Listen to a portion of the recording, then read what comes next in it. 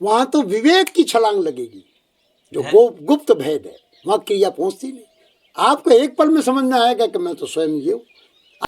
सुरत निरत का मिलन और शब्द का हो गया, ये किसने अनुभव किया, किसने जाना, वो है आप। यही तो भेद गुप्त रखा है संतों ने। आप तो अब वो पाइए जो फिर आना न जाना मगन रहना, जहाँ आशा तहाँ वासा, और यही तमाशा। ये ज्ञान भैया आपके ऊपर विशेष कृपा है, माता पिता की, गुरु लोगों की, और पार ब्रह्म परमेश्वर सदगुरु माँ सरस्वती और माँ काली, भद्र काली और बटुक भैरव, और भैरव कृपा करें महाराज।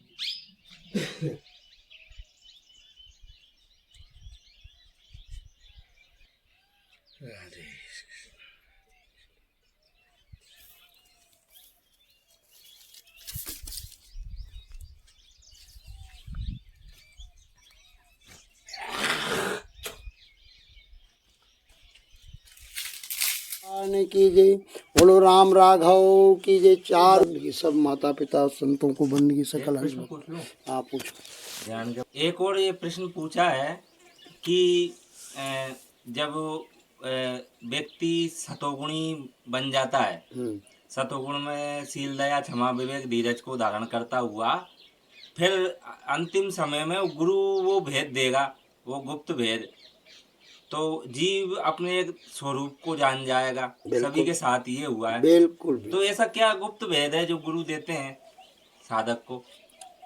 और ये भी पूछा है कि जब तक वो जीते जी मरने की क्रिया से नहीं गुजरे, जीते जी मरने की क्रिया से, ये क्रिया प्रकृति में।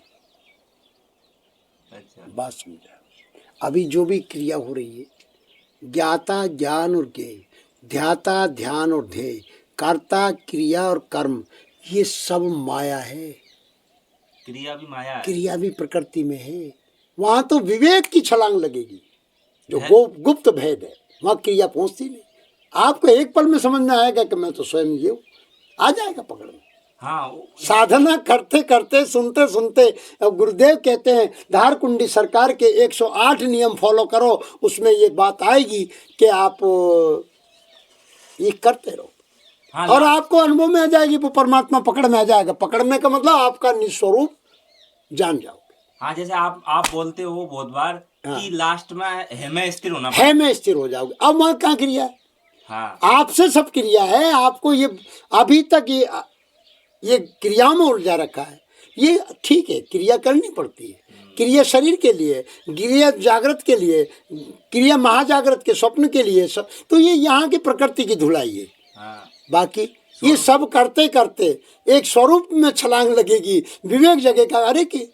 अरे बच्चा आपके पास सो रहा है, आंख खुली, जागृत हुए विवेक से, समझा, तो बच्चा तो तुम्हारे पास ही था।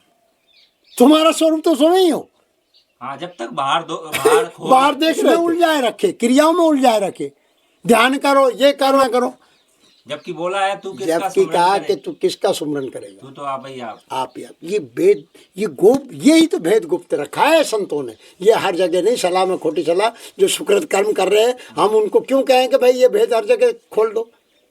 अरे उनको सुनने दो, समझने दो, फिर तड़प पैदा होगी। दान कराओ, पुण्य कराओ, थका लो। इस मन को थकाने का रास्ता, बाकी लोग उसी को पकड़ के बैठे। इसके लिए ही बोला है दौड़ सके तो दौड़ ले। ये थकाने का रास्ता है, जाएगा ये कल्पना। क्या स्वर्ग और क्या नरक, ये समझो। ये सुख दुखी तो है। अभी तुम स्वर्ग में बैठे हो है, और नरक क्या है? कोई ऐसा काया कलमश दुख आ जाए आपको और नेगेटिव ऊर्जा घुस गई, वो दुख नरक है। एक दूसरा, गर्भ में जो भोगा वो नरक है। अगर आपको स्वर्ग ये है और बार बार नरक में जाना है, तो आप पुनर्जन्म की कामना कर रहे हो। क्यों मांग रहे हो? गीता कहती निष्काम करो, निष्काम कर्म है। तुम ये काम ना करके ये मन कहता है और ये मन चिपक जाएगा, तुम आप फिर अब अरे जब मनुष्य जीवन मिल गया और कौन सा जीवन मिलेगा? और फिर दोबारा आप तो अब वो पाइए जो फिर आना ना जाना मगन रहना। हाँ, सदा रहूं मैं, सदा रहे। कहाँ जाओगे, कहाँ आओगे? आवे जावे सो माया कही। ये तुम्हारी आसक्ति के कारण परिवर्तन हो जाता है। फिर कहीं ना कहीं घुस जाओगे, जहाँ आशा तहाँ वासा, और यही तमाशा जीव का। ये जीव का, जहाँ आशा तहाँ बासा, यही जीव का तमाशा। तो शरीर से तो देह भाव नष्ट करना यही निकलने की क्रिया है। अरे सहज, अरे तो कबीर कहता है कि सुमरन की सुधियों करो ना, जैसे जोगागर पनियार, जोगागर पनी, तो सहज की बात कर रहे हैं, तो स्वरूप की बात कर रहे हैं। तुम आप अपने स्वरूप को पकड़ो सीधा, सुरती भी कहीं जाके अटकेगी। अच्छा, सूरत भी कोई से चल रही होगी, सूरत को कौन चला रहा है? अभी तक तो वो अपने संस्कारों से चल रही थी। हाँ, सूरत शब्द में मिल गई, ये भी जानने वाला है, ये भी उसको जानने वाले भी हो। ये काया का भेद है, ये गुप्त भेद है। हाँ, ये किसने जाना? ये जाना किसने? वो उसको तो तुम से छोड़ ही देते हो। वो है अपन, वो हैं आप। सूरत निरत का मिलन और शब्द का हो गया, ये किसने अनुभव किया, किसने जाना, वो हैं आप। उसको तो उधर तो दृष्टि नहीं है। हर वेदांत कहता है, हर महापुरुष कहता है। तो ये छलांग है, ये गुप्त भेद है।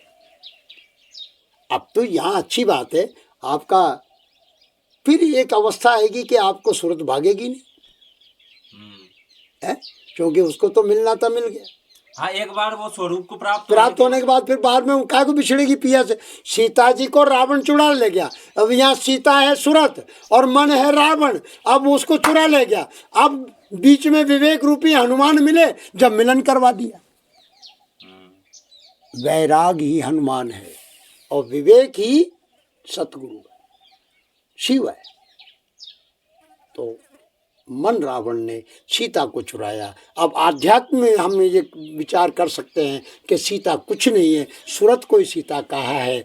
और निरत कौन है? जो उनके पास में विभीषण की पुत्री बैठी थी, वो पास में थी, सूरत और निरत। सूरत सीता, निरत वो बार बार देख रही थी उनको, और उनको हर चीज का रिपोर्ट भी दे रही थी। तो सूरत आगे निरत कर ले, निरत दिखा रही है कि आज क्या हुआ है, आज क्या हुआ है, आज क्या हुआ है। और फिर रास्ता कौन दिखाएगा? दृष्टि, अंतर्दृष्टि, दिव्य दृष्टि, जिसको निरत कहते हैं। सूरत वहीं जाएगी जहाँ निरत जाएगी। आगे आपको रास्ते नहीं दिख रहा तो सूरत कहाँ जाएगी? मानसिक तो चली जाएगी, पर दृष्टि भी चाहिए। और जैसी जिसकी दृष्टि वैसी उसकी सृष्टि। तो हर समय उसको तो सिर्फ देह के जो भाव है, वो दृष्टा भाव से देखते रहना है। वो तो आएंगे, प्रकृति रहेगी। भाव देखो, भाव आएगा, भाव आएगा, क्रिया होगी, कर्म होगा। हम ये नहीं कह रहे कि ये नहीं होगा, होगा। ये धर्म है प्रकृति का, ये प्रकृति कोई अलग नहीं है। हाँ। आपकी ऊर्जा है, पर आप होश में जिए और क्रिया करते टाइम भी आप कर्ता मत मानिए। हो रहा है, क्रिया को कौन जानता है? क्रिया ही हो जाओ, क्रिया क्रिया ही नहीं रहेगी, क्रिया में लीन हो गए, स्वयं ही रह गए होश में। है, कर्ता भाव ही नहीं रहेगा, क्रिया रहेगी नहीं, कारण नहीं रहेगा। ये सब आपको समझ में आ जाएगा। ये बुद्धि के अंदर त्रिगुणात्मक माया है। और ये धीरे धीरे अंतःकरण, ध्यान, सुमरन इसलिए करवाया जाता है, मनन चिंतन इसलिए कराया जाए, तो आपका अंतःकरण की धुलाई हो रही है। अभी जो आप चिंतन कर रहे हैं, आप सुन रहे हैं, आप ये मत सोचो कि अखर जा रहा है ये सत्संग। ये सत्संग से आपके शब्दों में वो जो नेगेटिव जो जमा हुआ है, जो कचरा है, वो खत्म हो रहा है, निकल रहा है, और आप पॉजिटिव हो रहे हैं। और आपके अंदर के कोष खुल रहे हैं, ज्ञान के अंदर बहुत खजाना है।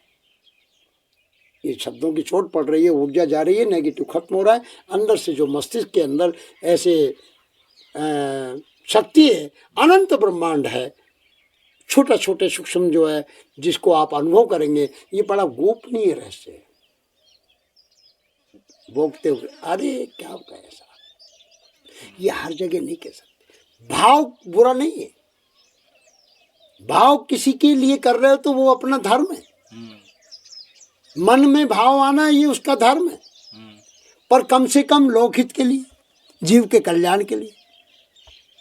भाव भी कैसा हो कि एक तो अपने रजोगुणी हो, एक तमोगुणी भाव हो, एक सतोगुणी हो। भाव तीन हो गए इसकी, सतोगुणी, रजोगुणी, चलो भाई भोग की इच्छा है, रजोगुण में भोग आते हैं, सुख की कामना है, आप किसी से खाने में सुख चाहते हो, भाव है, अच्छी बात है, शरीर को खुराक देना अच्छी बात है, पर एक तो खाने के लिए जी रहे हो,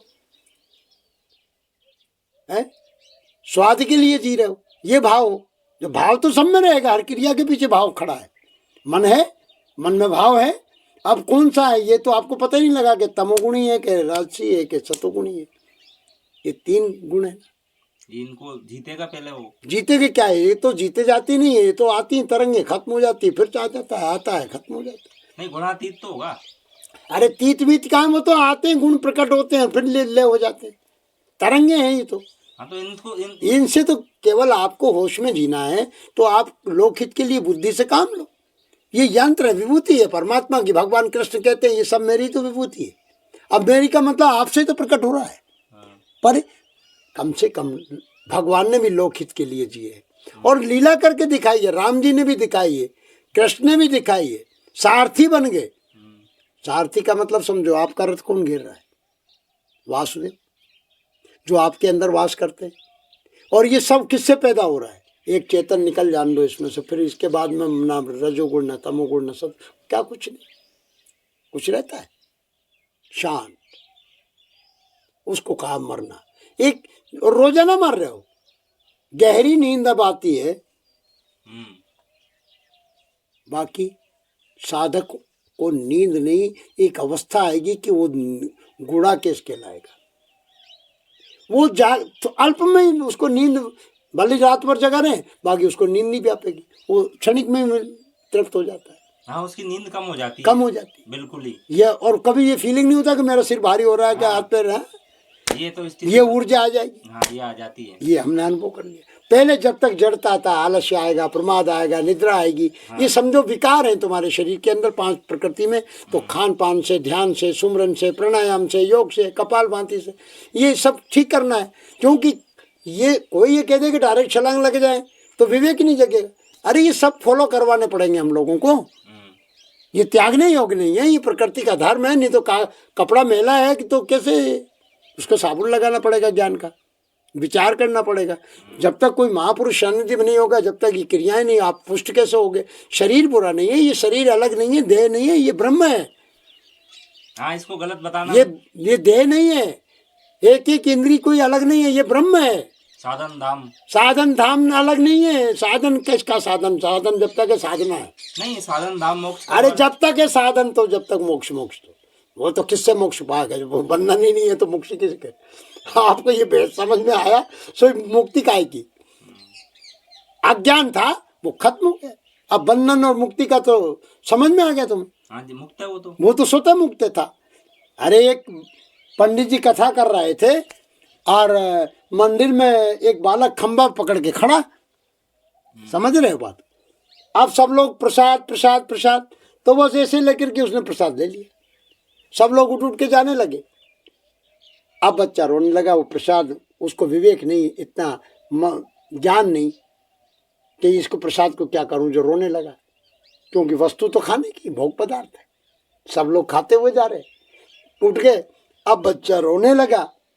अब यही बात यहाँ है, आप और हम रोते हैं गुरु के पास। राम जी ने प्रार्थना की है कि गुरुदेव मुझे ये समझाओ।